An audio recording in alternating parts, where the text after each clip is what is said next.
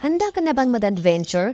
Samahan mo kami sa paglalakbay sa mga pinaka-nakakamanghang lugar sa mundo. Kaya mula sa yelong tanawin ng Antarctica hanggang sa matatayog na monoliths ng Wyoming, ang mga kakaibang lugar na ito ay tiyak na magpapamangha sa iyo. Una ay suriin natin ang Devil's Tower. Tumataas ng 867 feet mula sa Fortune River sa Wyoming. Ang Devil's Tower ay isang natural na himala na puno ng geological na intriga at mahalagang kultura. Ang iconic na formation na ito na may matataas na fluted columns ay hinahangaan na sa loob ng maraming siglo.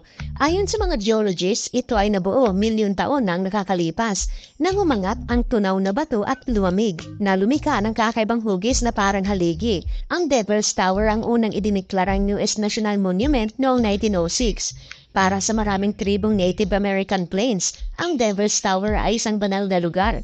Para sa kanila, ito ay isang sentro kung saan nagtatagpo ang spiritual at natural na mundo.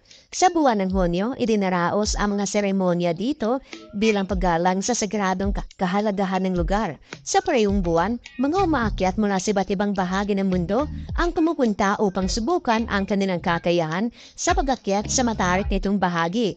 Upang igalang ang kahalagang kultural ng lugar, hinihikayat ng National Park Service ang mga umaakyat na magpahinga sa kanilang aktibidad sa mga panahong ito. Ngunit ang pinakamalaking impresyon ay ang matatayog na gilid nito. Mapahanga ka man sa agam, kultura o tanawin, ang pagtayo sa pahanan ng Devil's Tower ay nagdudulot ng pagkamangha at misteryo sa kung anong mga lihim na maaaring taglayin ng sinaunang batong ito. At narito rin ang paglalakbay sa dalampasigan ng Scotland. Dito, sa maliit na isla ng Staffa, matatagpuan ang Fingal's Cave. Isang napakagandang kuweba sa dagat na parang isang katedral na inukit mula sa bato. Ang matatayog na pader ng kuweba ay binubuo ng hexagonal basalt columns na nabuo milyong taon na ang nakakalipas mula sa sinaunang lava flows na hinubog ng kalikasan. May habang 200 feet sa loob ng vulkanikong bato. Ang Fingal's Cave ay hindi lamang isang tanawing nakakamangha. Kilala rin ito sa kakaibang tunog. Kapag bumabangga ang mga alon sa mga pader nito, ang mga echo ay lumilika ng malaybang mundong melody na nagiging para mahiwagang karanasan.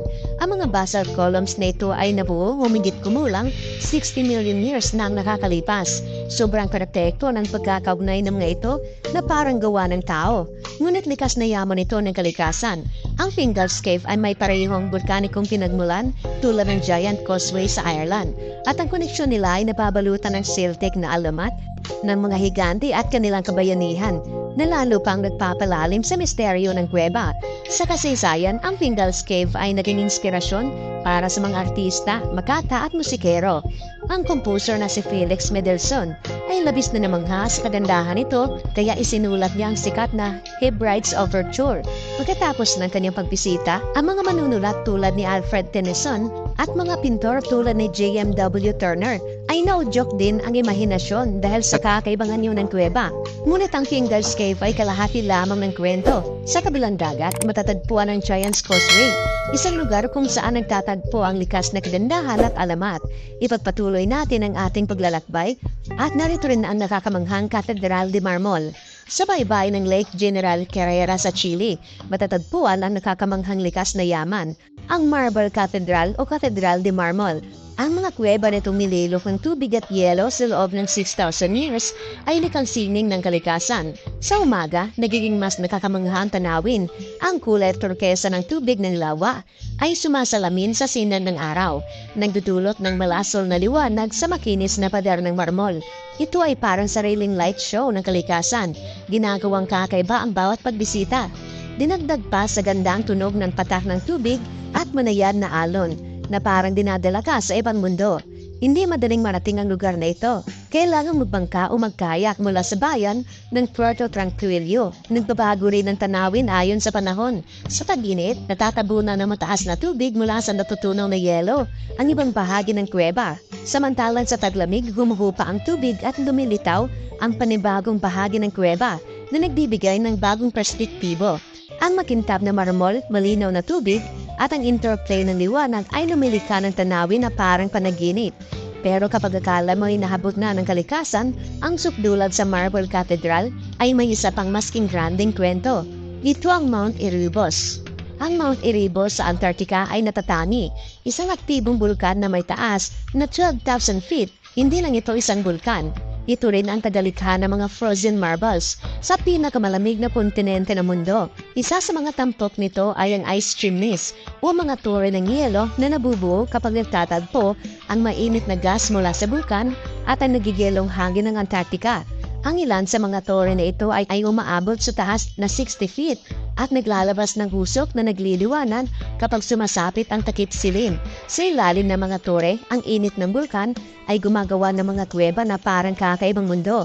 Ngunit higit sa lahat, may isa pang natatanging katangian ang Mount Erebus, isang permanenteng lawa ng lava, isa sa iilan sa buong mundo. Patuloy na kumukulo at umalimbukay ang mainit na lava sa gitna ng yelong paligid, isang napakakaibang tanawin. Ang mga siyentipiko ay nagtitiis ng matinding lamig at malalakas na bagyo upang pag-aralan ang bulkan gamit ang mga seismometer, kamera at iba pang makabagong kagamitan. Ang Mount Erebus ay isa sa mga pinaka-nakakamanghang lugar ng pananaliksik sa planeta. At sa oras na akala mo'y walang tatalo sa yelong kagandahan ng Antarctica, ang ating paglalakbay ay dadalhin tayo sa Turkey, kung saan makikita ang malaulap na puting tereses ng Pamukkale, isang kakaibang natural na hiwaga. At sa oras na akala mo ay walang tatalo sa yelong kagandahan ng Antarctica, halina't tuklasin pa ang pambihirang tanaw nito. At narito rin ang Pamukkale, kilala bilang Cotton Castle. Ang Pamukkale sa Turkey ay paring sangkutan na balot ng niyebe, ngunit salip ay nag-alok ng mainit at may huwagang yakap. Matatagpuan sa kabundukan ng Turkey.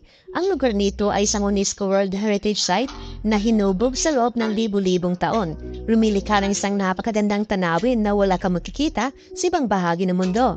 Ang mga puting teresa ng Pamukkale ay hindi gawa sa niyebe o yelo. Ito ay likha ng mineral-rich deposits na iniwan ng dumadaloy na mainit na bukal. Mahigit 2,700 meters ang haba. Ang mga terrace na ito ay puno ng kumikislap na asul na tubig na bumabagsak sa kanilang gilid na parang isang eksenang napakaganda para maging totoo. Narito ang siyensya sa likod ng mahika.